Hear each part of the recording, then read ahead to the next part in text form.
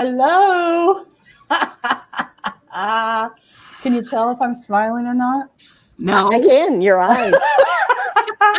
Smile always shows in the eyes. Well, I want to welcome everyone to the show today. As you can tell, we're going to have some fun. We're going to be talking about soapboxes and hot buttons that people push in us, which I find that I do have a few of those now. Oh, I have to take it off now. Yeah, me too. I can't stand this. Wow. Oh, now you can breathe. Hello, Kelly. Hello, Hi. Lady Lou. Hi. This is the Daily Reset for Success show, and we are live every single time that we want to go live. It's up to us. I want that. Exactly. When we feel like going live, we hit that button that just says go live, and here we are. We're really, really wanting to help reset our lives. Okay, so every day somebody will trigger our hot button. Every day, almost every day, right? If you deal with people, every day we hear somebody on their soapbox, talking about what is really important to them. And so we thought we'd bring a little lightheartedness to it today and invite our friend Kelly. Now, let me just tell you a little bit about Kelly. Oh, wait. Okay, never mind. Yeah, put your mask back on, Kelly. That's right. So I hear this. I really, really, really wanted to move closer to the outskirts of Houston, north, and so I contacted Kelly. Lady Lou and I were up there. Lady Lou already lives up there, and I contacted her and told her what I wanted, and she worked and worked and worked with me. She drove me around, met me at places, kept sending me emails, showing me all these places that were possible. And at the last minute, it fell through. But it's just temporary, right, Kelly? That's right. It's just temporary. I'm still planning on moving back, outside the hurricane alleyway. Well, tell them what you're looking for. Maybe somebody watching the show has what you want, Marian. Well, I'm not allowed to move yet. Oh. It's okay. It's all right. When I'm ready to move again, I'll put the word back out there. So the big story is Hurricane Harvey came and pretty much washed out my area of Westbury and Meyerland. And so if you didn't raise your house, up about 2 to 4 feet, then you have the chance of it happening again. So a lot of people did. They raised their house or they just bailed. A lot of people bailed. So there was a lot of houses that were empty for a long time, and they would just come in and just mow them down, and then they would build a McMansion in its place. So yeah, it's been kind of an interesting time to watch what people decide to do with their property. It's okay, but it's time for me to leave. So I just wanted everyone to know that Kelly is a fantastic real estate agent, and she handles just about anywhere in that general area. So if you're wanting to get out of Houston, I highly recommend that you call Kelly.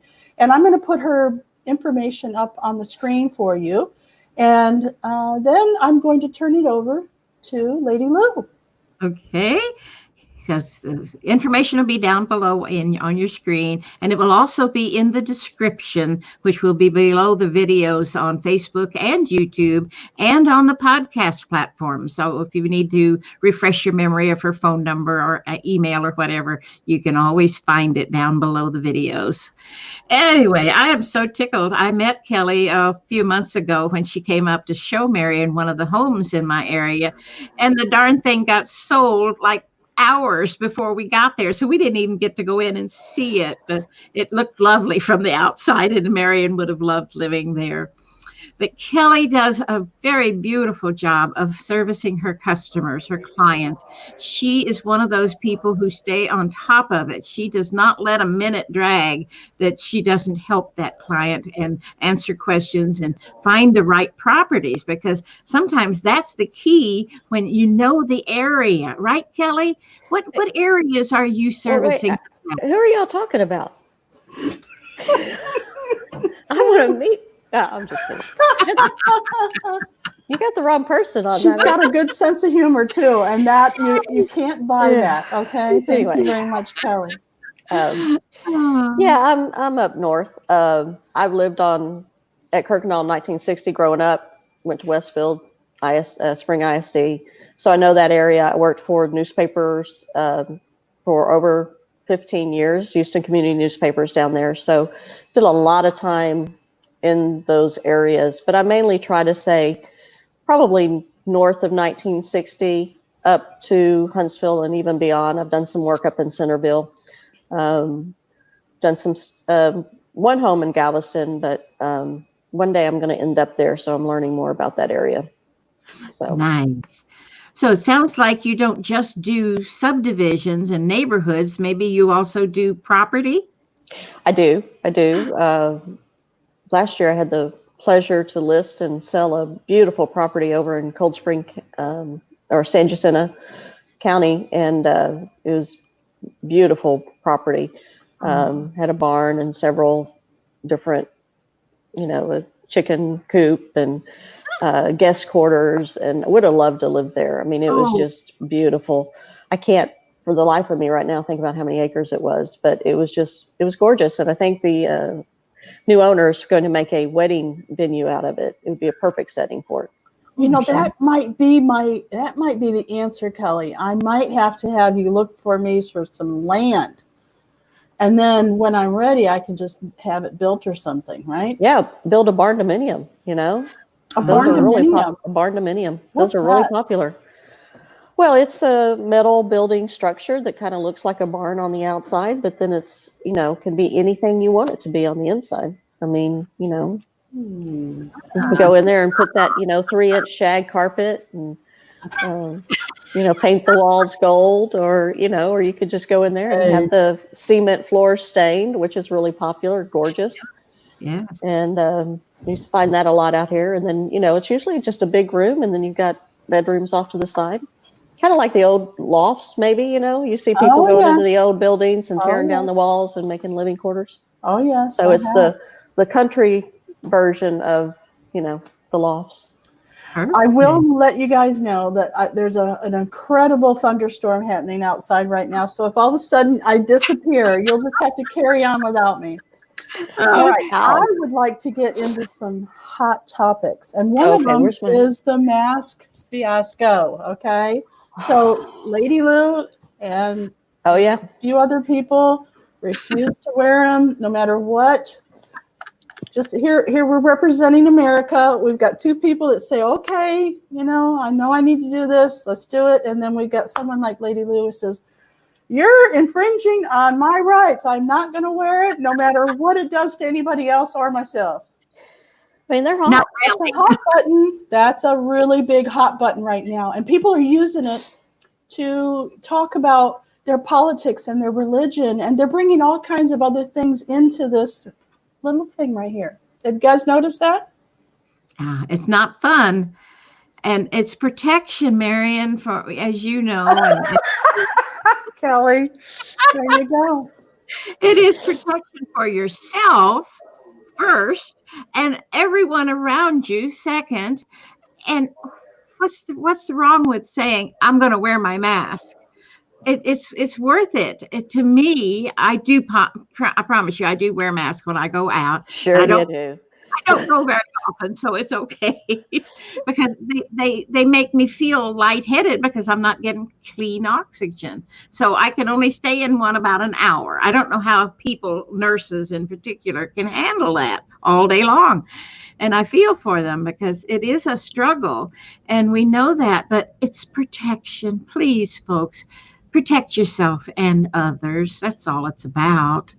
Well, even if you don't believe this is going to do the trick, or if you don't even believe that the virus is out there and as bad as it is, if we would all just wear it and get beyond all of this, then we could discuss whether we like it or not later. But and the more we debate it, right, and the more we debate it, and the more we don't wear, and the more we fight it, we're just prolonging the agony and agony. And we don't want anybody sick. That's the whole thing. I mean, we don't know. Nobody knows. You don't know if it's good or bad, but why not? You wear a seatbelt in the car. Okay, so it was funny because my roommate said to me one day, she goes, I don't understand. People get so upset that they have to wear a mask going into a place. You're going against my human rights and all this. She said, do people remember the sign that says no shirt, no shoes, no service? You didn't think it was against your rights as a human then. What's the difference? Right. They have the responsibility to protect not only their clients that are coming in, but also their employees. And if the scientists are telling us that this can help, then they want to do it. They want to do it. They're trying. Okay, so don't get so upset. That's my whole thing. That's my hot button. Is the people that get too upset about it. They're causing fights, and they're just causing my hot button to go right off. Mine too. Well, I mean, it's just respect. Yes. It's like we try to wear them when we go into other people's houses when they request it, and even if they don't request it, And I was at a house the other day, and we all had ours on because the owner had requested that we do that while we're there, and we had people come in that didn't do it, and it's just like, come on, guys, you're in someone's home, they've asked you to do this. If they asked you to take your shoes off, would you? That's one of the common things that sellers ask. Mm-hmm. They're allowing you the privilege of seeing their home. Yes, they want to sell it, but if you don't want to play by the rules, they really don't want you in there. They're still living there. They still own it. Yeah. And it's just, and the same thing with a company. You go into a company and they ask you to wear it to go in. You have a choice. You do have a choice. No one's taking your choice away from you. You can wear it and go in, or you could not wear it and don't go in. So, it's just how we view what our choices are and our rights. There you go. So I have extra hot buttons on this one because I take care of a lady with Alzheimer's. So she lives in a personal care home, and they're nursing homes and the personal care homes, they're all locked down right now. They're really locked down. So I can only see her through the window. Like they put her on a cell phone on her end, and I have a cell phone on my end. And so what they're trying to do is protect those people. Now, some of the families are really upset that they can't see their loved ones. And I get it, okay? I've had a horrible experience where they weren't taking care of her during the lockdown. And I actually have to move her. I'm moving her on Thursday because of that. Because I couldn't see well enough through the window to see her. So I get it, okay? I get it. But here's one way that we can handle it, okay? If you have a loved one in a nursing home or whatever, have somebody go in on their cell phone and do like FaceTime or do a video and interview the person or just check them over. That's my suggestion on how to get around that. There's no need for you to stand outside and scream and yell and call the police and tell them that you want in, because that's their prerogative, is to not let the families in at this point. And yes, that did happen. I was about to ask. Wow. Yeah, it's so sad. Mm-hmm. So that's another one of my hot buttons. Quit getting so upset. Find a way around. I'm the go-around queen, okay? If I can't find the direct route and there's like lots of blockages, well, I will find a way to either go over that, go around it, go under it, or drill a hole through it and get through, okay? I will. That reminds me of one of my favorite sayings is, we can get there from here. We can get there from here. We can always get where we need to go from wherever we start. Yes. All right. So who else has a hot button that's really pushing on them right now or in the past? Go, Kelly. I bet you've got one. Oh, no. I'm so easygoing. Nothing upsets me. Well, why don't you tell us a little bit about maybe you don't have to name names or any specifics. What was your worst client for buying a house? Generalize. Oh. I'm not fibbing. I've never had a bad client. Oh, wonderful. I love to hear that. Every single one of my clients. You know what? I can believe that. You know what she did with the client that I know that's not so great? She sent her a big box of cookies. Didn't you, Kelly? They're really good cookies. They are so good. Oh my God. So I don't like the peanut butter ones though. But anyway. Okay, so but I mean, what is your best client? What does a good client look like to you? I don't really even consider them clients. I mean, we start off that way, but I'm not really like in the transaction business. I'm more in a relationship business, Beautiful. and if you're going to spend time talking about likes and dislikes about where you live and how you want your bathroom and bedroom set up, and you're going to spend hours of time in a car and on the phone, and you become a little bit more than client and agent. You do build that relationship, and it's something that I'm not one of those people. I try to keep up with everybody, and as the years have progressed, I'm a little worse at it because the list gets a little bit longer. But Facebook, LinkedIn is great because you feel like do y'all find this, that with Facebook, you think you're like had talked to everybody that you know that day when you look on Facebook and you're caught up in all their lives and you're like, oh yeah, I talked to them. Oh no, I haven't talked to them in years, but you know what's going on with them, right? So, that's a quick way to keep in touch with people, but I try to stay in touch and let people know that I'm thinking about them because I don't know, I get attached to people. It's a curse. I mean, Oh, so but I'll bet that is a beautiful and a loving way to get referrals because everybody says, oh, my real estate agent was just heavenly. She just found the exact house and she was so sweet. We went through all this HELL to find the perfect house. You got to use her if you're going to find a house. Do you get that a lot? well, I do. I mean, like I said, I have some great clients and they'd send me referrals and my business would not be what it is without them. But it's just who I am. It's just, I think that's kind of, I guess, maybe touching on my hot button. I don't know why we just can't treat everybody we run into like we want them to treat us. It's just common courtesy. We might not agree, we might not feel the same way on anything, but we're both human. And we both breathe the same air. And I know I'm probably mimicking all the things that are being said out there right now, but it's just you treat people right and you build a relationship, and it's like very good friend used to work for a publisher. She would always say, if you treat your people right, your business will be fine. Yes, And it is. we were talking about employees back then, but if you treat people right, your life's going to be fine. You're going to have ups and downs. It's not going to be perfect, but at least when you go to sleep at night, I can go to sleep and know, oh, okay, I think I did the right thing today. Of course. So, Well, there are two rules about this: the golden rule and the platinum rule. ooh, what's the And platinum? well, the golden rule is treat others the way you want to be treated. And we've heard that for our whole life. But the platinum rule is just what you have said, is treat others the way they want to be treated. Yeah, It's a difference, a big difference. there now, is. wait a minute. What if they're like a sadist, masochist type of person and they want you to treat them bad? That's the hot button.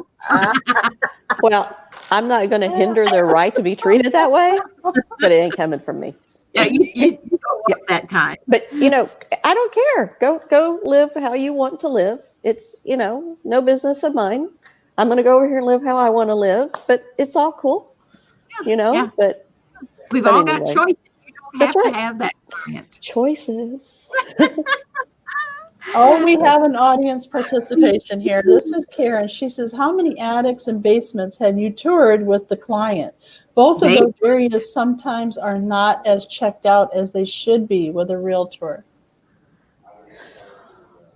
Basements, not a lot here in Texas. Attics, actually, that's a sticky subject because we're not really allowed to go into the attic because we don't own the home. We're not covered on insurance. So basically, the attic is one of those places that you really are only supposed to check out with an inspector during an option period. So that option period is where you pay $100 for 10 days to have professionals come in and research the home for you. But Okay, that doesn't make sense to me. You're not allowed to go in the attic? It's part of the house. I don't get that. what if you step through the sheetrock by accident, or you misstep and you fall through and you're injured? Now you have home damage, and now you have personal damage. Who's responsible? Okay. Yeah, that happened to my ex-husband. He went through and we were partying that night, you know. I don't know why they were up in the attic, but anyway, he went on through. He still had his drink in his hand, and he landed in the young boy's bedroom, and he woke him up, and he's, Daddy, there's some man in my closet. How funny. We had to take him to the hospital. He was Anyway, well, my husband was getting a bed out of the attic for someone once, and I heard this noise, and then this foot came through in the kitchen. I'm like, you okay? Hello. Oh my. But it does happen. So, you know, I will not say, I mean, I always tell my clients, you're not allowed to do that. Sometimes you can't necessarily always control who you're with. And if they have to take a look, I do allow them to go up the stairs and kind of just stick their head up there. Yeah. If the stairs seem secure. Yeah. Maybe I shouldn't have just confessed that, but yeah. We won't tell anybody. But it really and truly, that 10-day option period is what allows you the chance to either go underneath a block and beam home, or go up in the attic, or a basement if you're in an area. Well, a basement, no, you should be able to get into that no matter what. Yeah. But how many basements have you seen in Texas? Yeah. Well, there's the Texas basement. Oh. Yeah, a Texas basement is where you have a stairs leading up to the attic, where there's a whole bunch of plywood for storage and stuff, and they actually call that a Texas basement. Oh, I didn't know that. That's good. So Karen says, I didn't walk around in attic, but I did look in some. It made a difference before purchasing. Yes. Yeah. It is always smart, but that's why you had that 10-day option period to do all that research. So one of those houses that you showed me, actually it was the one we really wanted to buy. They had an attic on the second floor. So the second floor had like one bedroom with a little landing area, like I don't know what you call it, landing area. And then it had a door. So I opened up the door, and that was the attic. Right. And you're finding that in a lot of homes, especially 2 stories, where you typically will have it on 2 sides of the house. You'll have one that has access to your mechanicals with your ACs and your heaters. And then the other side, maybe your hot water heater, or maybe just a little area for storage. But it is always a good idea to look up there in the attic and at the appropriate time, whatever that may be, and make sure that things are okay up there. There's not any scary creatures or... All right, Lady Lou, it's your turn. What's your hot button? Are you going to get on a soapbox today? Oh, well, my soapboxes usually have to deal with people not treating others fairly. In fact, my middle name used to be, that's not fair. Well, who said the world was going to be fair? Amen. Preach on. It doesn't happen.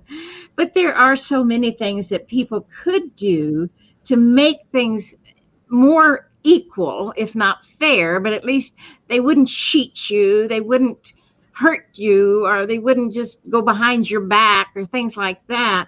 It's got to be more loving. And I pray for the day that comes when the world is filled with love. And I think I'm going to have to wait a while. Yeah, because, I've known professional pot stirrers. And they like the drama. They like doing that. They like poking at people. And so I don't think you're ever going to find a world full of nothing but love. It's just not going to happen. We're humans, and we're weird. We're weird. Kelly, I'm going to pressure you now. Tell us a story. We want the juice. Give us a story. Okay. Well, I've got one story. The lady that sent in a question made me think of this one. I was touring a house once where we were looking through the house and got into the garage, and they looked like the previous owners had made I would say it was the previous owner's children had made a room out in the garage. And it was a little sheetrock room. You could tell it was homemade, and it had a door on it, and it looked like an interior door, but it had a lock. And on the outside of the door was written in red rum. Now, I don't know if y'all remember the movie The Shining, but red rum is murder backwards. Oh, And then up at the top, there was another piece of paper hanging that says grandma's room.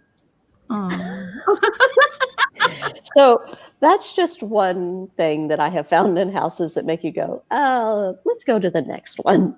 So if you're going to put your house up for sale, get all the kids' decorations and Halloween, props out before you. It does scare people. it does. Yeah. Yeah.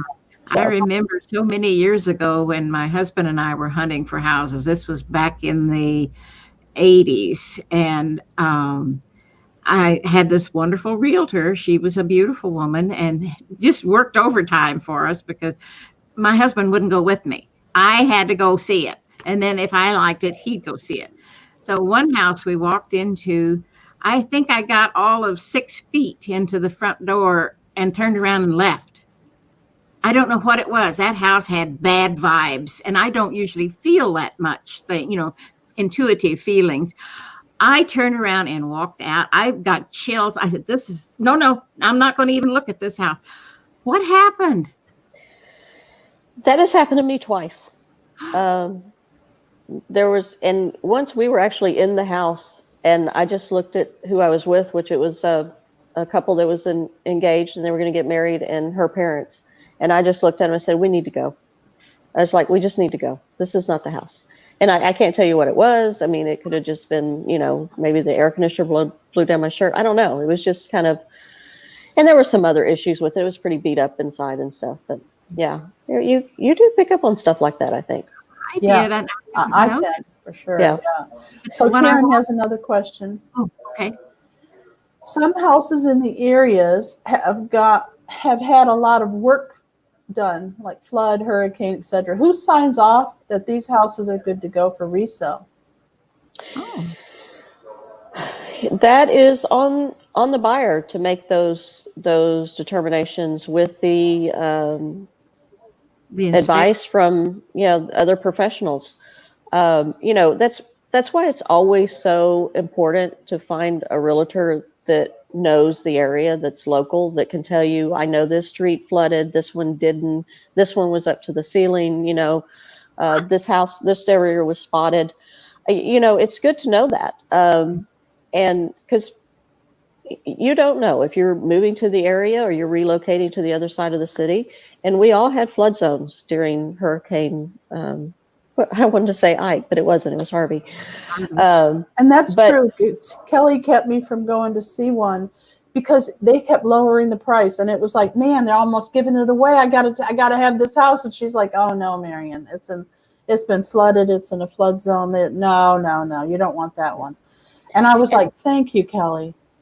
And the flood maps are not always up to date. They can't publish the updates as fast, especially after Harvey. I mean, it took them a while to get all that updated and stuff. So you need people that actually kind of know the area. And then again, that 10-day option, you always have a 10-day option where you can bring in inspectors if you think that it was flooded or they disclose that it was flooded, which if the sellers knew that it flooded, they should disclose it. You can have the house tested for mold. Another random test, we're actually having a house test for meth now to see if houses had meth cooked in them. Wow. It's become a problem where they've been meth houses and people have moved in, has not known that, and children have gotten sick and such. Which, on a side note, my husband's in insurance. They're now in some areas testing Suburbans and large vehicles, SUVs, for meth cards. They are actually using Suburbans like in New Mexico for mobile meth labs.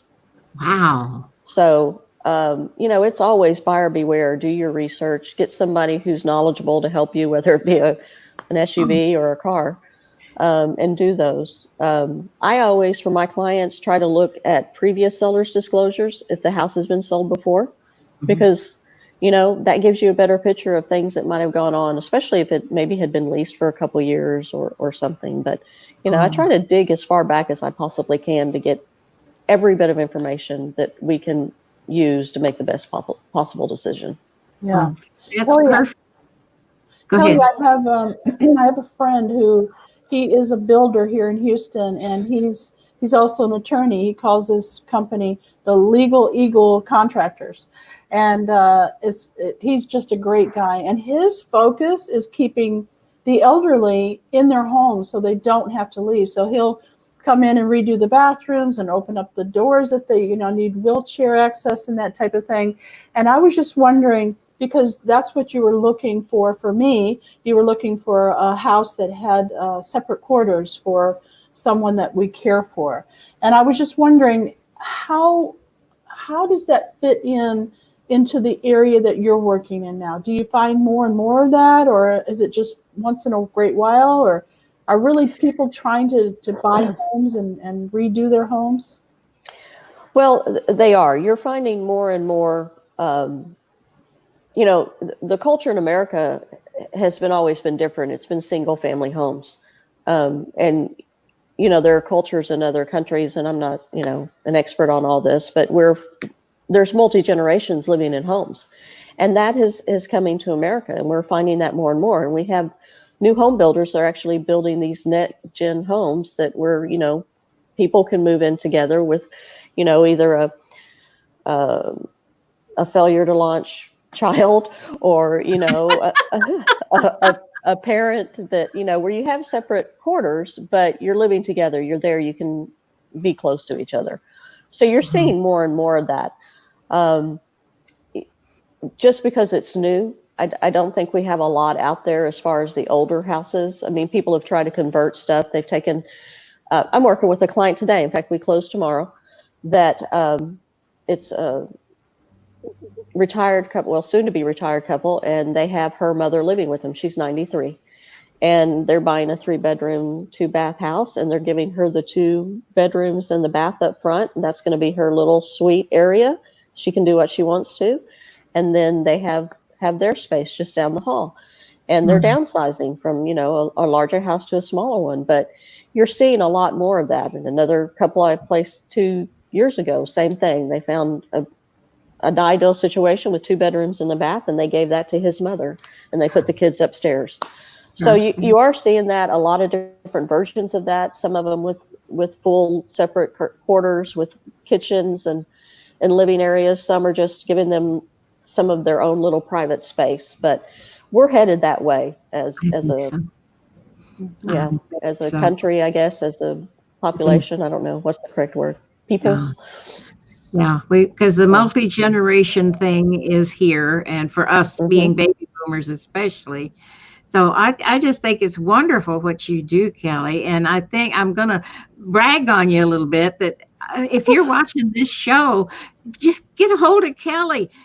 She'll help you find the right place for you. And she's ethical. She's intelligent. She's seasoned. She knows the areas. She's going to find you the right place, or die trying. And I don't mean that. But, and I'll wear a mask. But she wears a mask. And hand sanitizer. So I highly, highly urge you, if you're thinking of moving north in 1960 and north, this is the lady to call. Please call Kelly and give her the shot of helping you find your home. I sure hope you've enjoyed the show today. I know I did. We were nervous about bringing up too many hot buttons, if you know what I mean. But I think it went very well. And Kelly, please come back and visit us again. Yes, sure, we sure will. Thank you, Lady Lou. Thank you, everyone. Thank you, Kelly. We love our audience. We want you to come back soon too. Bye now. Bye bye. Gotta put this on. Oh yeah, put your mask back on.